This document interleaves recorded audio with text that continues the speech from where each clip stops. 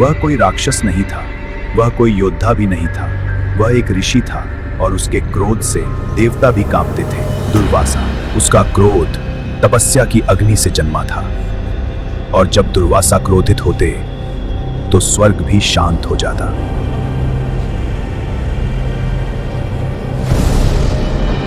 वह माला स्वयं लक्ष्मी का आशीर्वाद थी, भाग्य, समृद्धि और दिव्यता का प्रतीक।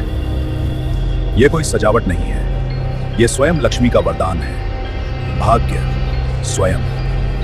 देवराज इंद्र उस माला के महत्व को समझ नहीं पाए और एक क्षण की लापरवाही इतिहास बदलने वाली थी। और उसी क्षण स्वर्ग में मौन छा गया। अहंकार सबसे शक्तिशाली को भी अंधा कर देता है। तुमने समृद्धि का अपमान किया है, तो अब उसे खो दो। और उसी क्षण दुर्वासा का श्राप स्वर्ग की शक्ति छीन लेता है। देवता अब उतने शक्तिशाली नहीं रहे। इंद्र का तेज मंद पड़ गया, देवताओं की शक्ति कमजोर होने लगी और अमरत्व डगमगाने लगा। स्वर्ग की समृद्धि मानो स्वर्ग को छोड़कर जा रही थी। भाग्य अब देवताओं के साथ नहीं था। ऋषिवर, मुझसे भूल हो गई, मुझे क्षमा करें। सुधार अनुमति नहीं मांगता। और उसी क्षण असुरों ने देवताओं की कमजोरी महसूस कर ली। स्वर्ग अब असुरों के लिए आसान शिकार था। देवता अब पहले जैसे शक्तिशाली नहीं थे और असुरों की शक्ति बढ़ती जा रही थी। स्वर्ग के रक्षक पीछे हटने लगे।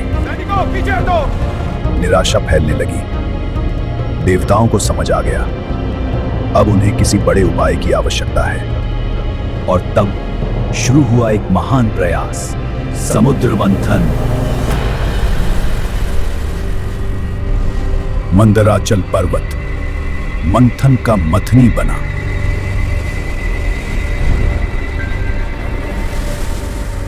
समुद्र से निकला पहला रहस्य, विष। विष के बाद समुद्र ने दिया अमरत्व का वरदान।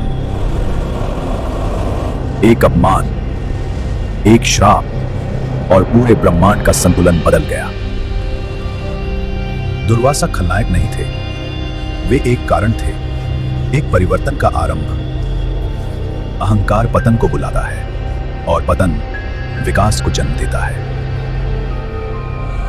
शक्ति यदि विनम्रता के बिना हो तो वह केवल अस्थायी होती है। देवता गिरे ताकि वे और अधिक बुद्धिमान बनकर उठ सकें।